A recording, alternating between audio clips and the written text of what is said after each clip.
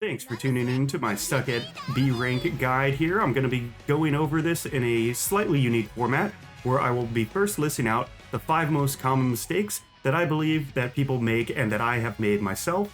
And then the second half of the video is me going over my resolutions to these hurdles that hopefully will help people get past this B rank hump. So yes, thanks again for tuning in and I hope you enjoy the video. Welcome on in everybody. Today we're going to be going over how to get over the B rank hump and tips and tricks for common mistakes. So I'm no stranger to getting low rank Umas, and while I have polished my methods to get consistent A and A pluses, I've not been lucky enough to get through to an S rank just yet. Luckily for all of us today, this video is not an S rank guide, but instead a video for anyone who has been struggling to get past C's, B's, or B plus ranks with their Umas. Before we get started, make sure to like and subscribe and leave any questions you may have in the comment sections. Common mistakes. Not knowing what actually builds an A rank. When first starting Umamusume careers, you may think that fans, race wins, or even friendship levels may contribute to your overall Uma rating. But this is not actually the case, and while there are some indirect ways that these affect your ranking, there are really 2 things that will be most important when getting a higher career ranking: the skills that you purchase throughout your career and your overall stats. Winning races will naturally increase your skill points and allow you to purchase more skills, so it's kind of indirect, but ultimately those 2 things, the stats and these skills, are going to be the biggest factors when deciding your ranking, whether it be A, B+, A+, or S. Listening to trainers.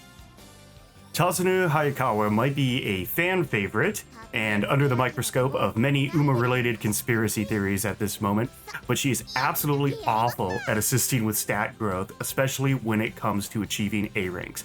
Her recommendations are based off of the averages of the other competing Umas and not necessarily directly relevant to the needs of your trainee.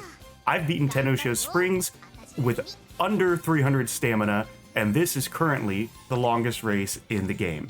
For example, this nice nature here may just have average capabilities for this race, and we have actually not trained stamina at all, but simply by purchasing one of the blue skills, in this case we purchased Calm in a Crowd, we should be able to place quite high in races like this.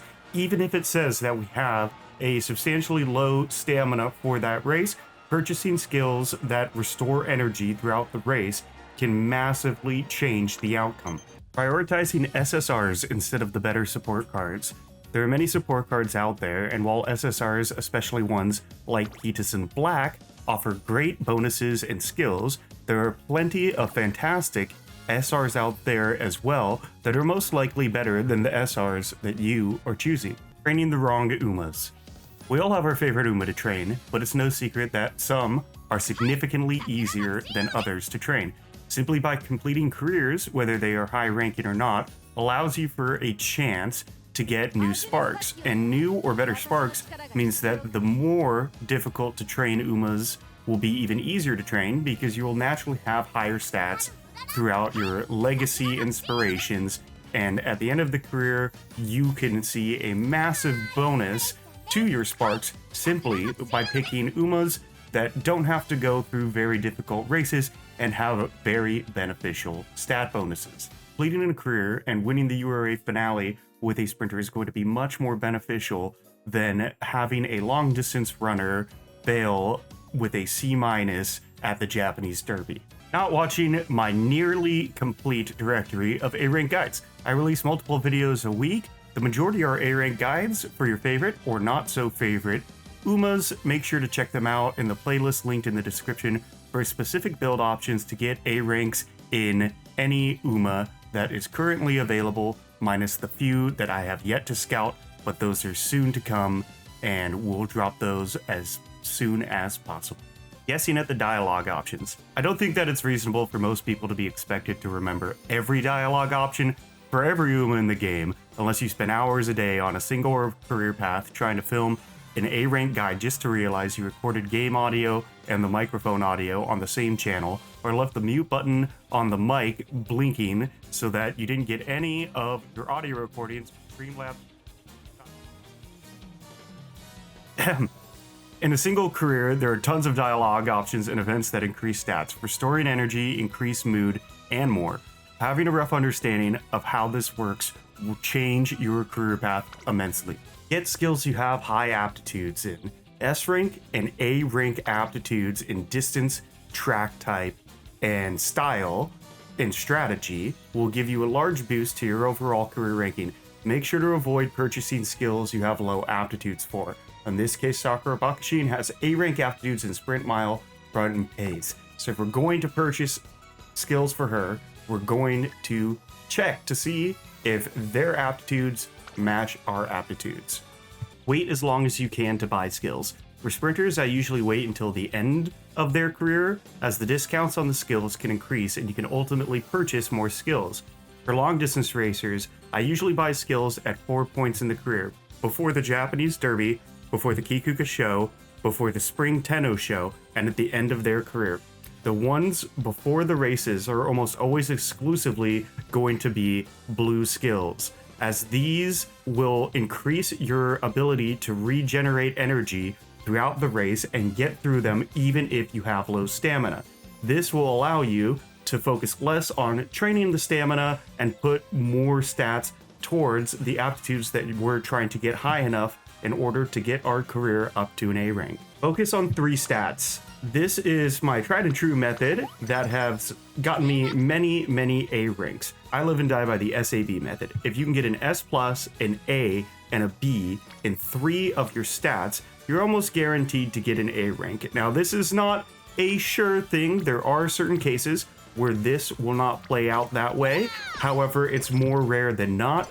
In training skills such as speed, power, and wit exclusive throughout a sprinter's career will get the speed maxed out, the power to an A, and the wit to a B. And this should be an easy A, if not even an A+ for your Uma. Speed should always be your maximum. Strength and wit are usually interchangeable.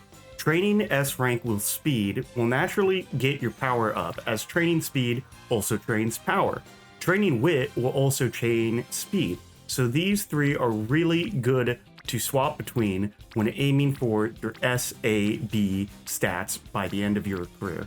The trainers can be beneficial for those who are just struggling to get through career. However, the recommendations are not optimized for achieving the highest overall career ranking. For PvP characters, you generally need high stamina, as there are a lot of debuffers that will drain your energy. A-rank Umas that you're aiming to get for your own satisfaction, like me, give a good chance of getting decent sparks and generally don't need much stamina. Instead, this can be focused on purchasing blue skills to make up for this, and trainings can be focused towards the previous mentioned SAB stats. I have had consistent A-rank runs on short and long distance racers without ever going over 350 stamina. Don't overmax your stats. Going into the URA finals, you will be getting 12 points to every stat per win. That is an additional 36 points just from completing the career. Trainees will also provide a +5 bonus, and then if you max out friendship with the director, that's an additional 15 points. This means that you can go into your final career with 50 points plus short of what you want your final speed, wit, power, or stamina to be, and still hit that number naturally through your wins. Use this time to train any stats that are falling behind. This may sound counterintuitive, but stat training isn't always the best way to train a stat. If you have level 5 speed, for example, training that speed will most likely actually give you a higher power bonus than just training power in and of itself, especially if you do not have any power support cards that have rainbow training. Maybe your speed is even maxed out and will get an additional 0 points if you train it, but it could still be the better late game training option for these really high stats. Support cards can be overwhelming to look at, but there are a few things to keep in mind. If you hold click on the support card, you will be able to see all of their effects, skills, career events, and text. Special priority is going to increase the chance that the card will land on its training stat. This is good for maximizing training bonuses. Initial friendship gauge is also a big one to look at, as this will make getting your support card up to its rainbow training ability much quicker. An SSR seems nice, but if it takes you twice as long to get it up to rainbow training, it might not be worth it if you have one with a 20, but then you also have another that has, say, a 25 or 40 or higher than that. It really just depends. Take a look at these stats before deciding which cards are going to be best for you. Make sure to also look at the skills. Once you're on the menu here, you can take a look and see if they have blue skills. If you're struggling at some of the longer distance races or failing to complete due to stamina, you may want to prioritize choosing cards that have a lot of these blue skills. For instance, Narita Taishin has Lay Low, Standing By, and Calm in a Crowd. These are all relatively decent ones, but you might actually even want to choose Super Creek over her, as Quarter Recovery can lead to Swinging Maestro. It's also just a better overall skill. I like to prioritize Corner Recovery, Straight Array Recovery, and Extra Tank. This one is pretty straightforward. Umas that have large stat bonuses to Guts or Stamina may be a bit harder to train than those with bonuses to Speed, Power, and Wit. Take a look at what the increases are before going into a career path with low sparks. By training some of the easiest Umas, such as Agnes Tachyon, you can get these numbers up to 600, 1100, which are the thresholds to getting 3-star sparks, but even a good 2-star spark could be extremely beneficial. I recommend training up a few legacy characters that have a 42-12 or 42-21 split in speed and power before sinking too much time into trainees that are a bit more difficult to train, like Rice Shower or McQueen. Borrowing a legacy Uma can help overcome this obstacle, as it gives you massive bonuses to the stats that you're looking for. It can often max out the sparks if you choose wisely, but we can only borrow 3 a day, so keep that in mind when selecting your guests. Some dialogue options are guaranteed to drain energy, give stat bonuses, or even restore energy. While you may not be able to remember all of them, the dialogue itself is usually a good hint to what will happen. During beach training, for example, the top option will always give a power bonus, while the bottom option will always give a guts bonus. We avoid guts on this channel. Dialogue options that involve eating or sleeping will usually restore some energy. Others that involve running or lifting weights can boost speed or power, but this may drain some energy. I highly recommend always choosing the options that sound like they will recover some energy, as more energy means more training, and if your support cards are able to do rainbow training especially, the extra turn usually increases your stats more than the dialogue option ever would. But anyways, that is a breakdown of my common mistakes and tips that trainers who are struggling to get past B rank or maybe even C are making.